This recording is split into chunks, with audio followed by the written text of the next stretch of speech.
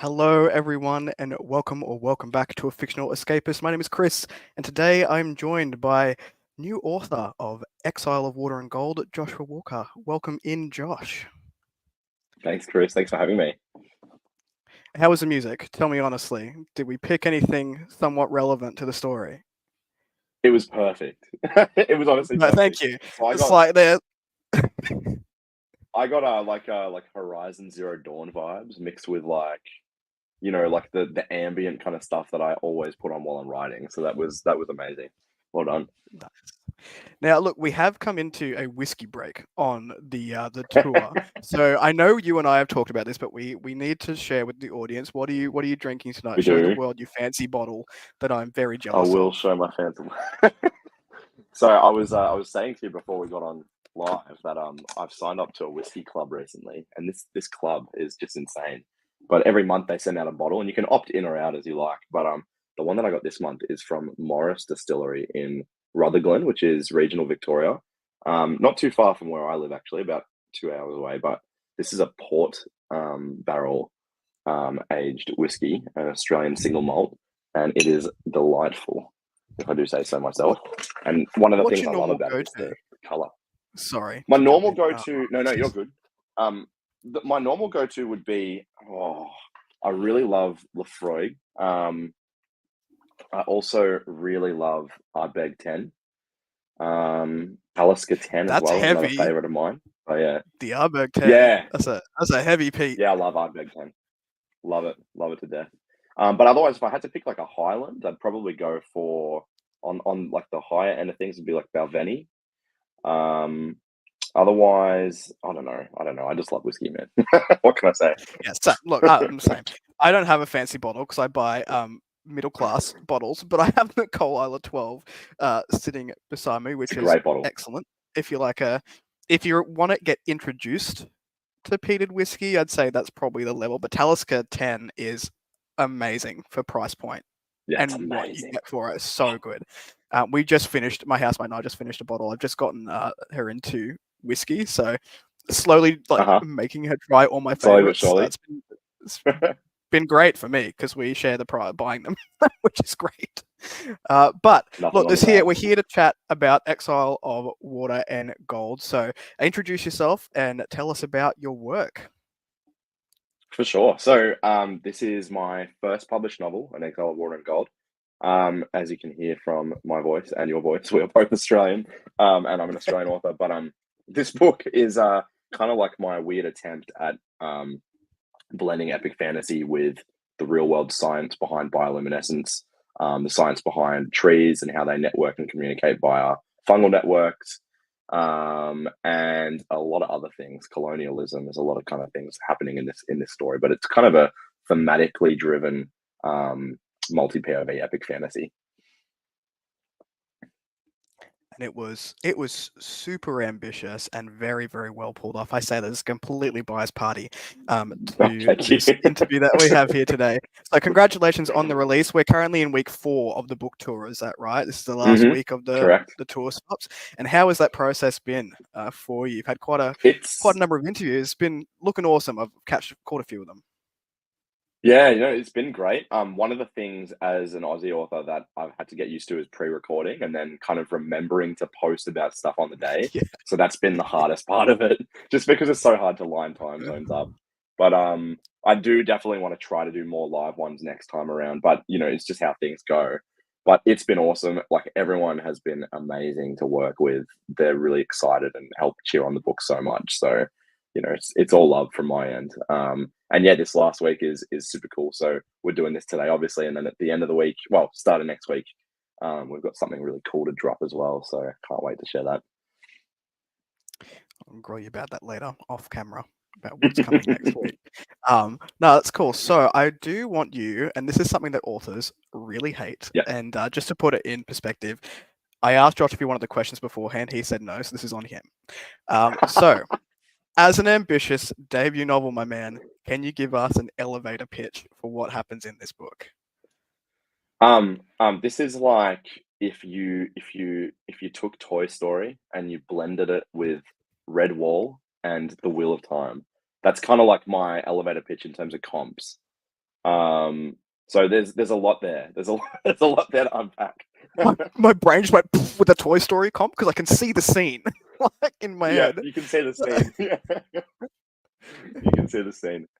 It was one of those things. So Toy Story for me has always been like a defining um movie for, I think, how like plot mechanics can work perfectly.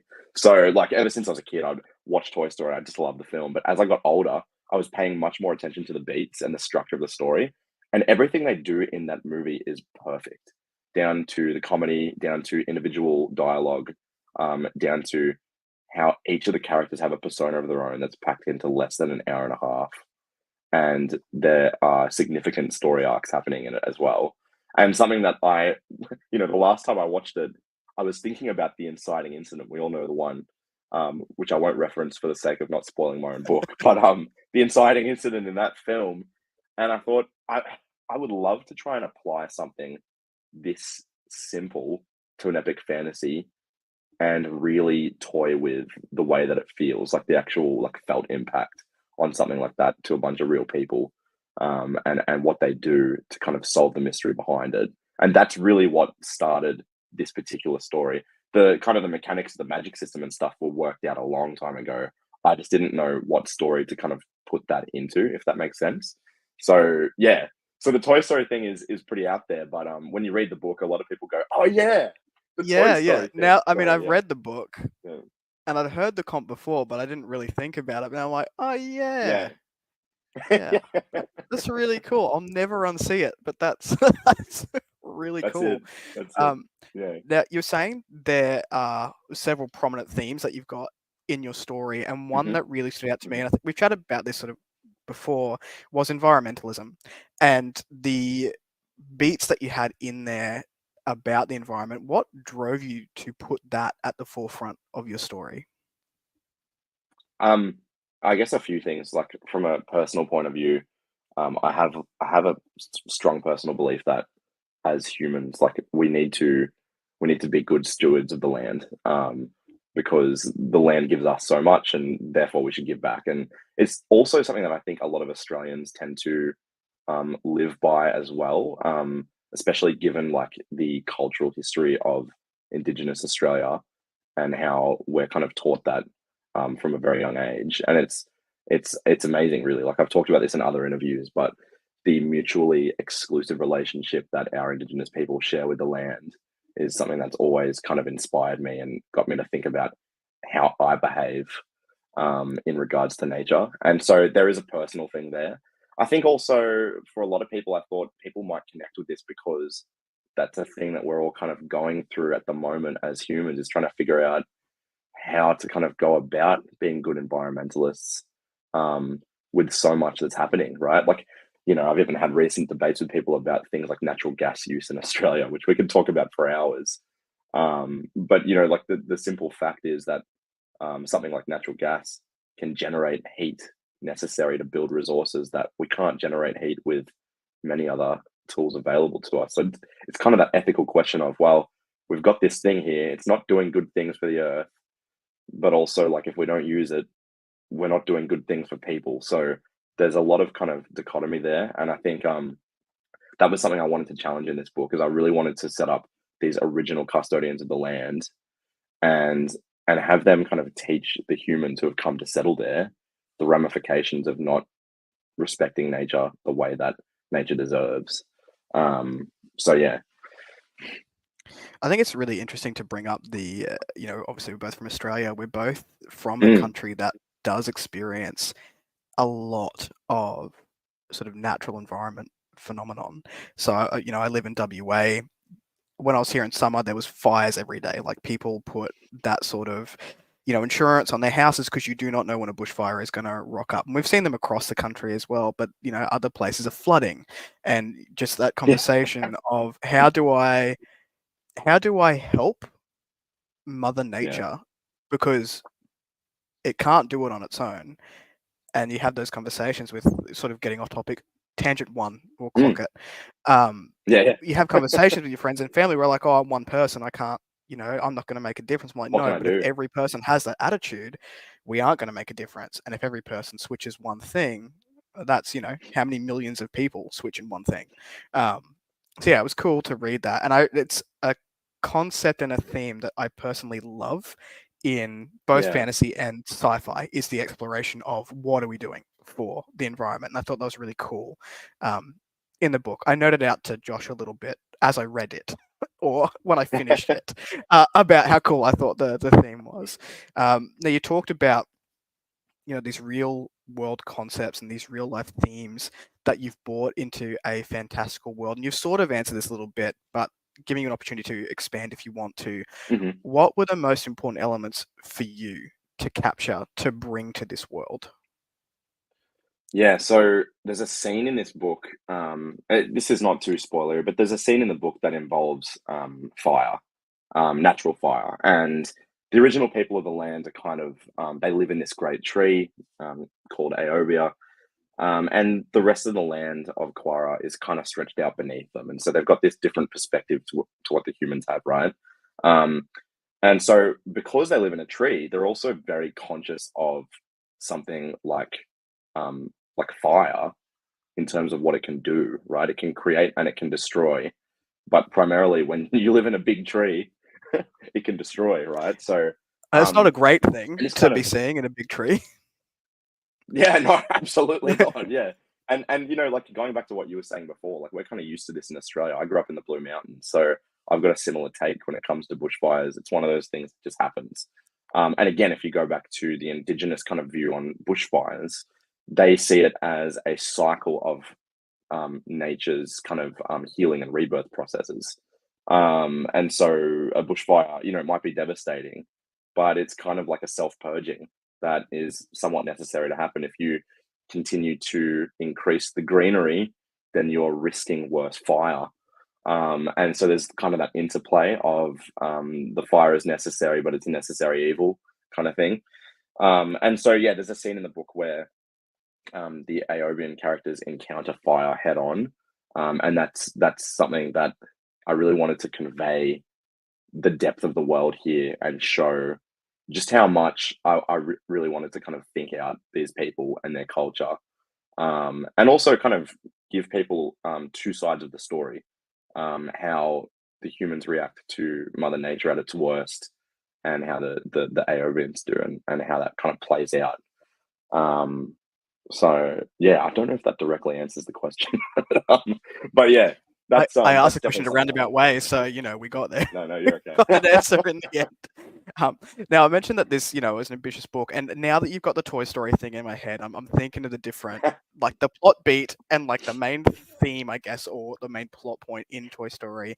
You're Yeah, right, it's simple, but it has the opportunity to be incredibly complex with the amount of characters and the amount of beats that you yeah, put in there, which I think Exile has really excelled at, because there are a number of different people that we're following and they are all interconnected, which is something that I don't see a lot in a debut novel. Is we're interconnected but we're going separate in the one story. Was that a conscious choice for you to make as you were writing the book? yeah. So to give you kind of the the funny answer to this, yes. Again with the Toy Story thing, Aobia is Andy's room, and the I land love below that is so much. Princess's. Um, so, and you can kind of see how this plays out, right? But I mean, what happens here is the land below is familiar. It's familiar, but it's eerie because it's not where the Aobians belong, and so when they're kind of thrown down there, I really wanted to show people how that feels, if that makes sense. And so our main character, Drift, I guess he kind of his character is there to answer the question of what does it mean to drift. So his name has significant kind of meaning, not just for his development, but for the story as a whole. And ultimately, we want him to kind of find his way home. That's kind of the story. But pulling him out of his comfort zone and throwing him into these different kind of circumstances is one of those things that I really wanted to use to kind of make for an interesting story where we can get every character's point of view watching this same thing unfold from very very different angles. So you've got his beloved who's kind of back in the tree and she's trying to rescue him and bring him home. And then you've kind of got her mentor who knows a little bit more about what's going on, knows that, we probably can't bring him home. This is why. And then you've got the humans, and when the humans encounter him, there's a whole other layer to that as well because they don't really see these people. So, that's kind of like he became kind of the conduit for how character development happened in this whole kind of this whole book, and the series. Yeah, It was all because it was cool because I all sort of played off him, and I wanted to talk a little bit about that concept of the naming and a name having meaning, but I also don't want to give any spoilers away yeah, for the book. yeah, But for me personally, as one of the most fascinating aspects of the book, because we often, as just humans, philosophical, we've got a whiskey, that's these things tend to mm, happen, mm, is we often do try and find the meaning of life for ourselves and what do we mean. What was, I guess, the inspiration or the story behind that particular plot point of having the name be so instrumental to what is going to happen in Kara? I can't pronounce it. I pronounce it wrong every time I've you're tried to sure. pronounce it. Yeah, Quara, yeah. Kara. Yeah. So, yeah, with the naming thing, I guess like there's a few ways I could answer this question. I mean, for a start, I'll give you kind of like the fantasy angle. Like as a fantasy reader, one of the books that has always kind of just stuck with me ever since I first read it was The Name of the Wind. And something I love about The Name of the Wind by Patrick Rothfuss is the way that the magic system is completely tied to the meaning of names. Then there's also like for me, there's also the human tradition of naming. So like we think about what we name our children, and our parents thought about what they named us. So and there's also like there are times in life where you need to pick names for yourself, right? And so all these kind of things, like there's a reason people choose names, whether it's for somebody else or themselves, and the name is not there to govern you. The name is there perhaps as inspiration. Perhaps it's there because it's significant in, I don't know, the tradition of your family. Perhaps it's there because maybe it's aspirational for somebody.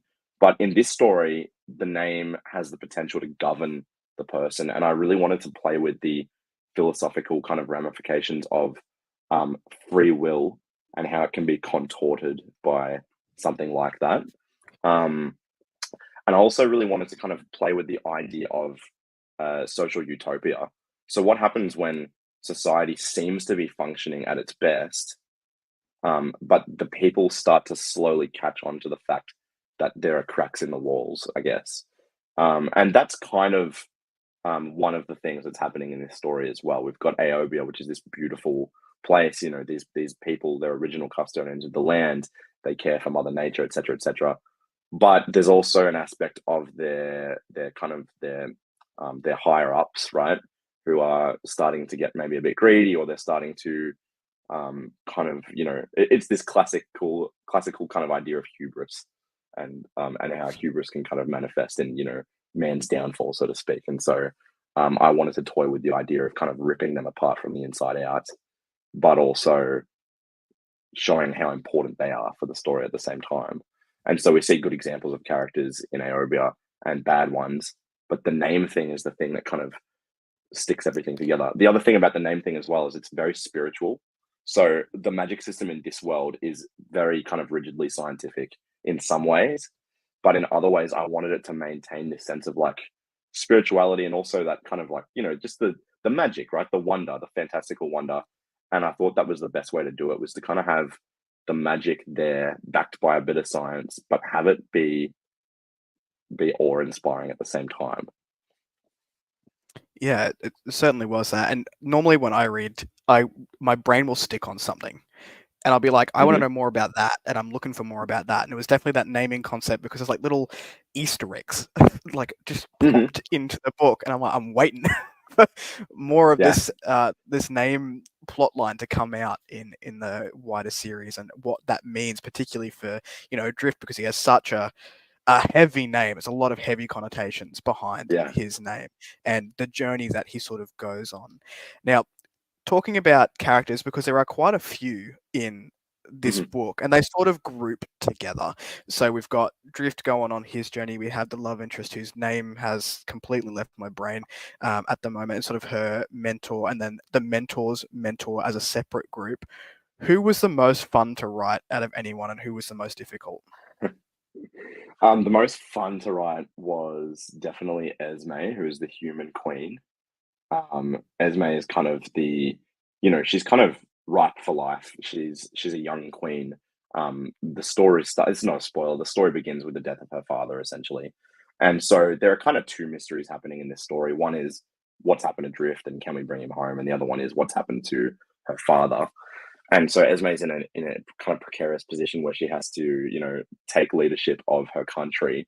But she's also pretty young and she's naive, but she does also have a level of wisdom that I think has been bestowed upon her by her family, and that's a good thing. So she's a very strong character. But what I wanted to do with Esme was show, I guess, some of her kind of more cheeky and funny sides, but also show how, as we grow up, we kind of find ways to moderate things about our character that we can't let go to extremes. And so Esme's in this stage of trying to moderate her humor, for example, or trying to moderate her understanding of what responsibility is when responsibility is about all your people, not just your family. And so I really wanted Esme to be a platform for showing what happens when someone's really trying their best to make the right decision, but the consequences of that are being seen, felt, and heard by everybody. And it's not that simple. So she's kind of got a lot of work to do. So she's a lot of fun for that reason, but also just because she's a pretty funny character. Then there's also Nisha, who I love writing. She's Tarry's mentor. So Tarry is Drift's betrothed. I was going to say Tarry, damn it. Who, I did know it. yeah, you're good. You're good. Yeah, so Nisha's her mentor. She's a sleeper, so one of the kind of higher ups in Aobian society, and she can actually wield the magic which is called luminosity in this world. And I love writing Nisha. I wrote about her in the novella, which you've got next to you, which is fantastic. The Rest of the Gods, and Nisha is particularly close to me in the sense that she's very much one of those characters that is a lot of me in that character. I mean, every character has a bit of you, right? But Nisha has a lot of me in her. So Nisha is very natural for me to write, and also kind of challenging because occasionally I'll be writing her and then have a revelation about something to do with myself and go, oh yeah. So I've had a few of those. Yeah. So yeah, she's a lot of fun to write to. And then I guess on the challenging side of things, it's funny, but Drift is probably the one that challenged me the most. From draft to draft to draft, because of who Drift is, and I don't want to spoil anything, but because of who Drift is and the significance of his name, it's very hard. It was very hard, at least, for me to create a way for readers to fully invest in him. And at the start, in the early drafts, that was the big issue. He was the main character. He was driving the entire plot. But a lot of the readers were saying, well, that's great and all, but I can't really connect with him. And so it took a lot of work to get there. My editor, Sarah Chorn, did a brilliant job of helping me, I guess, kind of get the best out of Drift. And so I think, I've done probably my best work in the book as it is. But that's going to be an ongoing challenge for sure. It's interesting because for me, again, it comes back to the naming thing, and that it makes sense for his character to have been the hardest to write, just with the power behind that concept. And I won't keep going on about it. The world knows it, and I love that concept in the book, but it makes sense to me that was the hardest person to write, to drive that story forward. So I did mention, so I'm sort of moving a little bit into writing now and that process for you, and also some of the stuff you've done outside of writing and sort of more into marketing. So I mentioned that Exile was an ambitious novel. So just to give the audience something to look at, this thing is chunky. This thing is 800 pages, something like that. Yeah, I think 650 or so. Yeah. It's a chunky beast. It's a lot packed in to this first story. So because of that, there are a lot of plot elements that you need to keep up with as an author. How did you keep on track with all of the moving parts? What was the process there? So, I'd say poorly to first answer the question. But let me kind of further expand on this. So, I drafted Exile in about 8 months, which is pretty fast for me. I sent it out to alpha readers, got early feedback, drafted it again. Um, then I kind of drafted it again for some beta readers, and then I drafted it again for the editor. And then when it got to the editor, it was kind of in the place that I thought this is the best it's going to get until I get her help. And Sarah kind of came in and just showed me all the holes, and that was something that was like basically like it was mind boggling to me the first time because I thought I'd tightened it up so well already. Um, and I guess the thing about my writing process is I tend to pants the kind of first 25 to 30% of my novels. And then I'll actually write my chapter by chapter outline at that point, which is quite different to what I've heard other people do. But what that means is that my beginnings tend to not be the strongest, in the sense that they usually have to be rewritten quite a few times so that all the gears click into place. Usually, I'll nail an aspect of character or emotion. Like my emotional beats are usually pretty tidy, even from first draft. But it's about kind of getting everything to work. So with this book, I drafted the start. I think I rewrote it about 4 or 5 times, the first 40,000 words, from scratch. And so the beginning that you read here is actually a very recent beginning to the novel, whereas the back half of the book has been written for a while and didn't change much, um, which is pretty interesting. But the thing about that, when I'm talking about process, is it means that I'm doing a bit of pantsing and outlining to get everything to happen. It also means I have to be particularly careful about continuity errors. So, obviously my editor found some, but that took a lot of work on my behalf, and even even to an extent, arc readers. But also, my proofreader was really wonderful. She didn't have to do this, but she found a lot of continuity errors and kind of pointed them out to me. Just small ones. It's small details that you might miss unless you're kind of reading it with a refreshed mind every time, It's a reason I'm not a which is really proofreader. hard to do. Yeah, yeah, it's really hard to do. So, and I give credit to people who can do that honestly, because even though I've got a great attention for detail, I just, in the context of this thing that I've rewritten so many times, it just starts to kind of mush At a certain together. point, you've got to get other eyes on it, right? Like you just need somebody Yeah, else to look at it. Yeah, yeah. it's interesting because my wife is also like a copy and a line editor and a proofreader, and sometimes we'll read the same thing. Like I'll alpha or beta something, and then she'll get the copy or the Mm. proof, and she'll be like, "You didn't see the spelling error?" I'm like, "No, no idea that was a spelling error. No idea that sentence like a beat didn't make sense. That didn't know a comma had to go there." Like they're amazing. The amount of talent that Yeah, goes into yeah. getting an editor to look at your book and making it flow to a majority of the readers. No, my brain just misses all that. I'm more about the story. Like I've got a good plot. Sick. Oh, 100%. 100%. It's also context though. So it's like the way that we read. Like Yeah, if I'm reading a book for leisure, because I'm a writer now, I'll start to overanalyze everything on the page of a trad pub author's yeah, book, which is completely unfair because they've done their darndest to produce what they produce, and I'll just sit there being like, "Oh, this is not how this word is spelled," or whatever, or they put the apostrophe in the wrong place. Who am I to judge? But in the context of the writing, I can't find that stuff.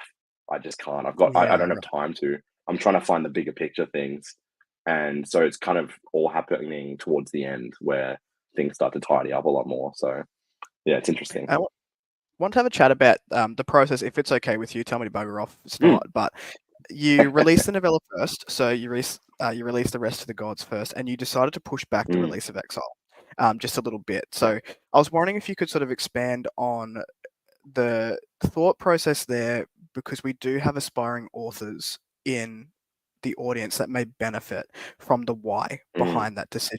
yeah. Um, I'd never done a professional dev edit before, is the simple answer. So I've written a few novels before, just for context. I've written 3 novels and a lot of parts of novels that have never fully made it. I spent a lot of time querying in the past and kind of doing the trad thing, and I've had agents give me good feedback several times. So I knew that I was writing okay, but something that I've never done is experienced a developmental edit when it comes down to it, right? So when I had that first round of dev edits come back on like the first, I think it was the first 40, 50,000 words, and I basically realized, yeah, I have to uproot the beginning of this story again from scratch. It was a pretty hard blow to take. Like, it was necessary. I wasn't too bothered. It was more just the particulars of timing. So one thing I would really caution authors with, and I think everyone says this, is just take as much time as you can. Like the amount of authors I was listening to in the lead up to this book coming out who said that, and I thought to myself, oh yeah, I've planned this out. I've gone month by month. We're good. Like, the timing could not be better. But when I hit kind of May, June, I realized very quickly, yeah, this is not going to work. And so I really had to push it back. It only needed that extra few months, thankfully. And there was nothing inherently wrong with the story. It was more just trying to make things work together. And I really think you can't skip that. It's very easy to kind of look at the book and go, oh yeah, it's all functioning okay. Oh yeah, this beta reader had a good time with it, so it must be a good book. That's true to an extent, but it's also your job, I think, to really make things tight. And that was something that developmental editing taught me, which I really hadn't considered before. My initial thoughts about editing were line and copy, as I think a lot of people's are. And then you go on to proofreading, and then the book comes out. And now that I've done a developmental edit, I think for book 2, I kind of know what to look for. So I don't think the developmental edits will be as kind of invasive. But this time around, they definitely were, and for very good reason. And I couldn't be happier with the final product now. But yeah, my number one thing is just, make sure you've timed it right. Give yourself time. And also allow yourself to make mistakes. Like, it was very hard for me to actually say to people, oh yeah, I've got to push the release back. But when I talked it through, especially with my writer buddies, I kind of realized, yeah, like, this book needs to be the best it can be.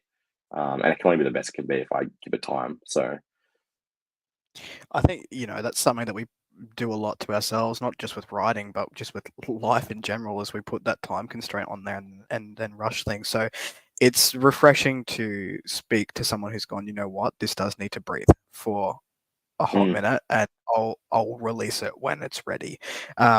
Even just thinking about that sort of, I'm about to go to a dev editor and I'm even going, the alpha feedback has come back and maybe I do need more time, which one of the alpha readers told me I need more time before I send it to a dev editor. And now I'm like, potentially that is correct. But then you don't want to, you've got that whole chain of events, right? You don't want to let that dev editor down saying that you need to push back time and but at the same time, you don't want to rush it. So it's a fine line to walk. It's a fine balance. Yeah, but I've definitely been converted, because you start writing a book and you go, yeah, sick, I can write a book, no worries. And then you realize just how many steps and how many parts and how many different things there are. I learned what an ISBN was like 2 months ago. So there's just and there's 2 different types. I know there's just so much stuff to learn. So it's kind of cool to like be in the scene and talking to authors who have done it before. So thank you from me personally, just a for sure. question, and other people out there as well. Can I add something onto that as well? Yeah, sure. Just quickly, so with the rest of the gods, that book took me 2 weeks to write, and it required barely any edits at all. All my edits were done through the beta readers, and also remember, it's a 35,000 word novella. It's quite short, and it's a single character POV. So the reason I'm saying this is just to remind people as well, like, every story is different. I kind of tricked myself a little bit with the rest of the gods, because it was my first publication. I turned it around in maybe 2 months. It was out. And so, and that was like, yeah, I was pumping to get it done, but I never once felt like I had to kind of rip it apart. And the reason I'm saying that is because that actually led me to falsely believe how long I needed on Exile. And when you think about an Exile of Water and Gold, there's like 6 POV characters, and each of their arcs are at least 35,000 words long. So that's like 6 or 7 of the novellas. And they are also cross-pollinating. Those stories are directly interfering with one another. So when you kind of put it in that context, you start to see, oh yeah, You can't turn around a book that fast. But one thing that I just wanted to mention for people as well is that if you are a writer who's doing a bit of kind of shorter storytelling and then a thicker, chunkier book, just keep that in mind because that's something that I definitely didn't think about until it was kind of too late and I had to make that pushback announcement. Sorry, yeah, I just wanted to add that in. Yeah, no, thank you. That's great. I was looking at your cover designer for Rest of the Gods because I was like, 2 months. Who got that done? Oh, Unless you had the she cover, is a like, god. she's a gun. All right. Well, noted. Yeah, Someone who's shopping yeah, cover artists at the moment. yeah. So let's Steph have a Saw. chat about the I guess the writing routine. Because you were saying about the plotting and the pantsing, how you sort of pants your first 25% and then start doing outlines and things like that. You're Mm, also, you've got a 9 to 5, quote unquote, which can be quite mm, demanding, and other yeah. life things that happen. Do you have a writing routine, and what does that look like for you? When I'm in the pits of drafting, I've got somewhat of a writing routine. Basically, I used to try doing like the word count per night thing. It never really worked in the sense that it didn't motivate me enough. Um, what I ended up kind of moving to was so a couple things. I used an app actually that another author was posting about on Twitter at the time, and it was a web app. It's called Pacemaker. I forget which author it was. It might have been Crystal Matar. I can't remember, but someone was mentioning this app Pacemaker, and it's really good because what it does is it allows you to kind of write in a word count target and then build your own calendar of when you kind of want to get it done and when you kind of don't want to write, say weekends, for example. And so I could build this custom calendar that would actually break it down into recommended word counts per day with a bit of wiggle room. So it wasn't super tight. And I found that was really, really helpful for me. Um, the other thing too, like as a primary teacher, I'm up quite early most days. And a lot of writers get up early because they can write well at that time, but I need to leave for work at that time. So something I've had to teach myself is to kind of come home, have a bit of a nighttime routine, and then smash out words before bed. So that's just something that took time. I also tried to allow myself one day a week where I wasn't writing, just so I could really just spend time doing other stuff that was important, whether it's with family, with my wife, or house errands or whatnot. And that was good for me. I know a lot of writers will say, try to write every day. And I think that's fairly true. But I think trying to write, 6 out of 7 days is pretty good. And that really worked. So I was able to kind of stay very consistent and get things done. Yeah. It's so fascinating to me talking to people about different writing routines or writing techniques that we all have, because there are definitely the Andy Peliquins of the world who you know Mm, writing full time, jump up, have a full routine. If you know 9 to 5 is writing, that is life, that is what I do, and I'm dedicated to yeah. it. And you've got someone like myself. I don't have a routine, or my routine is 30-minute sprints 4 days a week after the gym, and that makes me get my gym in as well. So like my Hmm. entire book has been written in That's half an hour smart. sprints because that's what I could do consistently, because that was the routine. Yeah. And like the 6 days a week, I love that, and that might work for some people as well. For me personally, and maybe some other people, I just panic that I wasn't getting it done. So Yeah. it's Yeah. always Yeah. Yeah. interesting to see and to listen to how people structure their day, because we're all out there and a lot of people are getting it done. They're getting the books released one way or the other, and everyone's got their own sort of a routine that works for them, which is really cool. Now let's Yeah. chat about indie scene, because I don't know, I guess I'm biased. I love the indie scene. I think you may be the same. But what I love most about it is the ability to tell the story you want to tell. And what that means Yeah. is often some really cool genre blends. So, in terms of Exile, thinking about genres and subgenres, how would you describe it? So for me, it was really, I'm being really genuine. It was really subconscious. So I set out to write an epic, vast, sprawling fantasy, and I set out to do it in the tradition of writers like Robert Jordan. because that's the stuff that I love to read. It was kind of like by happenstance that all this other stuff seeped in. Like, so to give you a bit more context, I'm not a huge sci-fi reader. Like, I read a bit of it, but it's not my go-to at all. In fact, if I'm not reading epic fantasy, I tend to be reading slightly more literary stuff. Or if I'm just trying to like get through a reading slump, honestly, I'll listen to rom-coms on Audible. Like that's kind of like that's just what I do. So sci-fi for me is not something that I super get into. And a lot of people say, "Oh, this book is like a really great blend of sci-fi and fantasy," but it was never kind of intended to be that. But it has worked out well in that sense. In terms of the science stuff, like science again is not a natural talent or interest for me. But it's the things that the science is attached to which are interesting to me. So things like the way that trees communicate. I read this fantastic book called The Hidden Life of Trees. It's amazing. I recommend it to everybody. Another book I read was The Over Story by Richard Powers, which is a literary fiction work, slightly magical realism, about a bunch of people who are driven by environmentalism in their own culture and context, and they come together for the purpose of saving trees. That's a really cool book as well. But again, this stuff kind of all subconsciously played out in the way that it kind of manifested in the story. Yeah. That's cool. It's a really cool blend. Sci and yeah, magic system is. I would call Mm, it epic fantasy personally, but like I get yeah. where people are coming Yeah. from when they say sci fantasy. I think I mean it's different, subjective to everyone, right? What they're gonna Mm, put into the whatever camp they're gonna put it in. Now you do have a group that I want to touch on really quickly, sort of before we enter on some of the things that you've been doing to promote as well.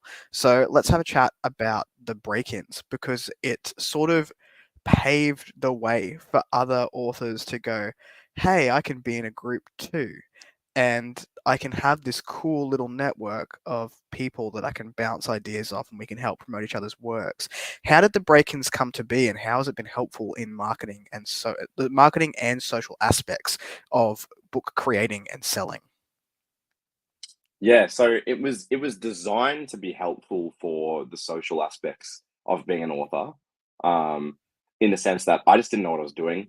And I met Scott Palmer on Twitter at the time, and we kind of just hit it off because we're at really similar points in where our books were at, and we were very serious about publishing. I think that was kind of the first key thing is we were looking at what each of us were doing, and we really both wanted to kill it. Um, and so I think me and him that gave us the ability to kind of start a group, and that's where kind of things kind of spiraled, so to speak. But the goal was always just to have a group for the sake of support. Like it's great because at the moment we've got people kind of chucking in the draft of an upcoming cover and saying, hey, hey gang, what do you think of the typography? What do you think of the design of this or that or blah blah blah? What feedback could I give to my cover designer? And then on the flip side, sometimes you need a place to vent, and it's not appropriate to do that on 100%. social Yeah. media because we're trying to be professional. And Yeah. so, but like venting is also healthy, I think, in the right amount. And so the break-ins has given us a place to do that safely, where it's like we're all writers, we know what this is like, and it's okay if you just got to dump for a minute. So that's been really good. In terms of the marketing thing, that was never really like the intention. It's just that we realized very quickly that we could leverage it for that. And so we tried it because what we wanted to do was get all of us out there as much as possible. Like our goal ultimately was for all of us to help each other kill it. And what we wanted to do was kind of provide that to everyone as somewhat of an example that the more we interact and network and become friends with one another, the better we do. Like there does not need to be direct competition in this industry because everyone's ideas are presented uniquely. So that was something that we really wanted to do is show people like if you band together, it's strength in numbers, right? Like my sales don't necessarily affect Scott's sales or vice versa, but our presence on social media does. And that's just because we're mates and we're genuinely mates. We're not kind Yeah. of playing the game.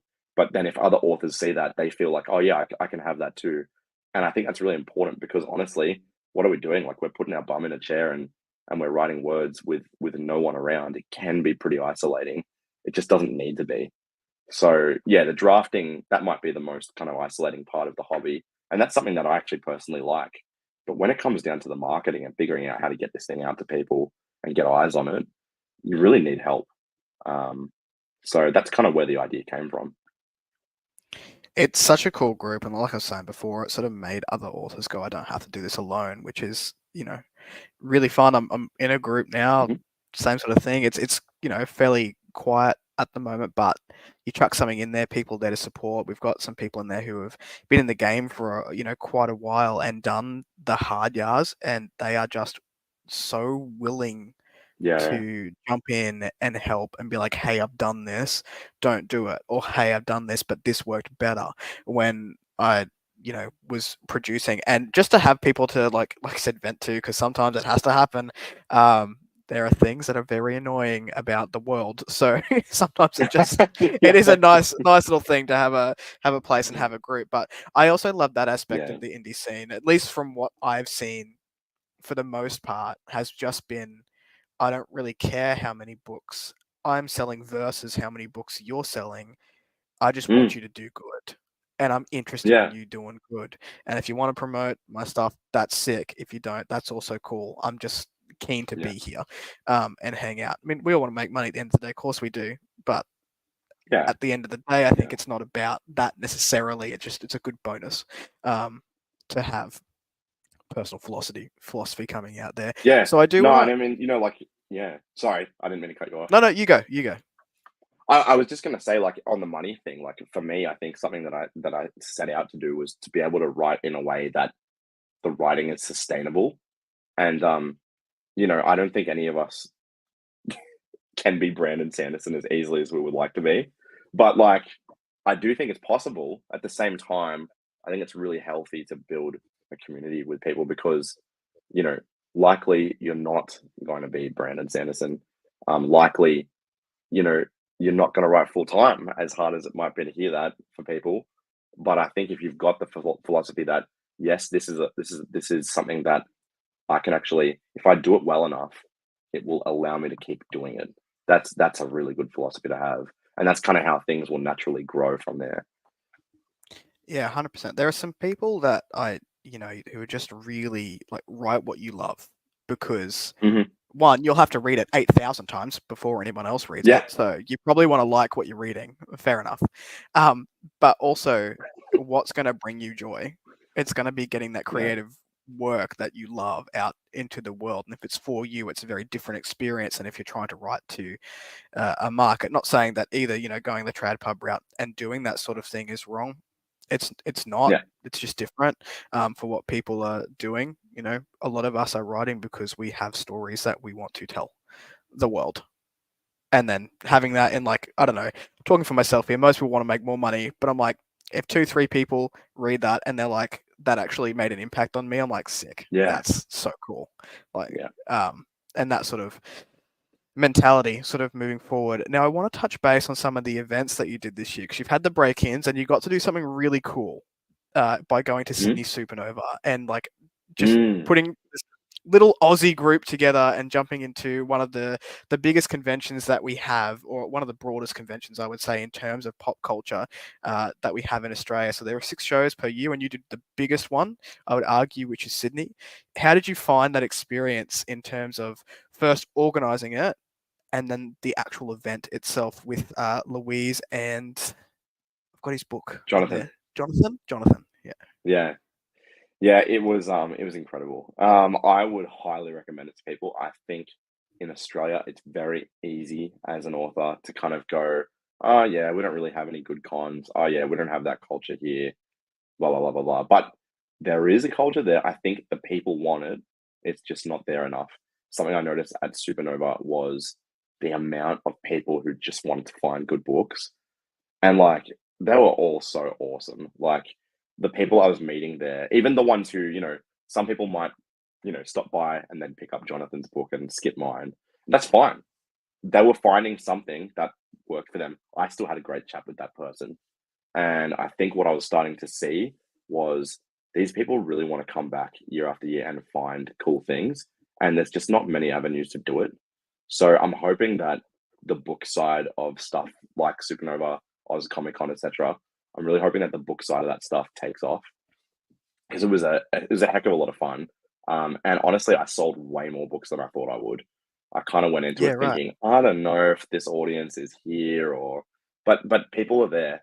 I think it's like that thing of like they're trying to find you and you're trying to find them, and you know, you're both kind of locked in separate rooms, but there's a key like under the bed next Yeah. to you, like that kind of thing. It's like it's very obvious, but it's also not obvious at all. So yeah, it was great. Basically, we just decided, well, we can kind of leverage the break-ins thing for social media purposes, and just say, yeah, this is the Aussie bunch of break-ins. So that was Louise, me, and Jonathan. And we actually split one table 3 ways, which is again something that a lot of people don't do.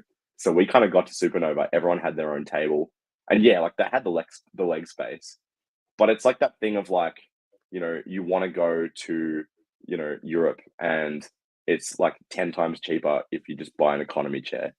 That was kind of our mentality. It was like, yeah, we could be comfortable, or we can spend way less on everything and have the energy of each other to bounce off of. And what we were seeing was that we were just kind of clowning around together, and we had Yeah, nowhere for to sure. stand, honestly. Yeah, Like, yeah. we were kind of like That strapped that's a behind the little desk, booth. and I was seeing some of the other oh, it was Instagram posts that tiny. Louise was putting up. Yeah. But what we were seeing was people were just kind of coming over, and even if they were looking at someone else's book, they'd come over after and be like, "What are you guys doing? Like, what's going on here? Like, this is high energy," and it was just really fun. Just So Aussie yeah, goofing. yeah, that's it. Yeah, Yeah, and people love it's that because it's genuine. oh yeah, 100%. Yeah, Yeah, because people like want to get that FOMO, right? I want to go over there. What's happening over there? They look like they're having fun. Wonder what they're right about. what? I often wonder Yeah, because there are quite a few yeah. authors that do the convention thing, and they Mm. sell a lot of books at conventions. And we just saw, the success that Worldcon had with Palmer Pickering was running the free libraries and like Oh insane yeah, project. I thought my little libraries yeah, project was cool. Palmer just took that to like yeah, a thousand yeah, yeah. percent and did it It's at crazy. Worldcon, which is amazing. Um, and she's just said that she's doing it next year as well in Seattle. Did you know that Brisbane is in the bid for 2028 for Worldcon? Oh, they better get If it. that They happens, better get can it. you imagine the Aussie accents in that hall? All of us just going into Brisbane would be so cool. It's gonna be I was saying, like, out glorious. of out of all the Australian cities, though, Brisbane's got the shittest river. Put that thing on. Like, yeah, here's some brown sludge and some bull sharks. Yeah, Enjoy the show. But we've got some good breweries on the it is an river. At night interesting time, you can't choice. tell. Yeah, but I guess Oh, because there they've are got some the great breweries on Olympics, the river. they're hoping maybe some infrastructure we put in by 2028. Who knows? The Olympics are Yeah, yeah, 2032, so we'll see. We'll see that's what great. happens. But it's good that you had a good experience, and I had FOMO because I was there for work like the week before, and then I Yeah, I sent my remember. mate. Yeah, I sent my mate Nathan, who's like my best friend in the world, over to this table at Supernova to absolute pile up legend. on books, and then because he does all of them, he volunteers for every single Supernova. He has done for like 6 years. He turned up in Perth the next week because he was doing Supernova in Perth, and he walked into this restaurant with this stack of books, crowded restaurant. He just dumped them on the table. He was like, "These are yours, mate." I'm taking. Had to bring an extra suitcase for him. That was cool. I love that. That's great. All right, last one. Another one that all authors really despise. But again, you didn't vet these, so that's on you. Yeah, it's my And I fault. asked everyone, what's next for? I know you just had a release, so no pressure. Exile's great. We're Mm. doing the book tour, but what is next in the world of Joshua Walker? So, the next novella is around the corner, and we'll hear more about that on October 1st. So that one's really cool. It's called The Child of the Greenwood. It's a very kind of like intimate character focused story. Arguably more so than the rest of the gods. And it's kind of like again, if we go with like the Disney comp, it's kind of like Tarzan mixed with like Mistborn. So we'll see. I'm in. And weasels, by the way, and weasels. So lots of weasels. So yeah, Mistborn Redwall Tarzan. That's a good combo. Yeah, so that's happening next. And then book 2, I've started outlining. So I want to kind of tackle book 2, hopefully have it out next year. I think I can do that. But there is also another story due for next year, which I can't talk about yet because it's not going to come out in and of its own book just yet. So it's going to be part of something else, but that'll be fun.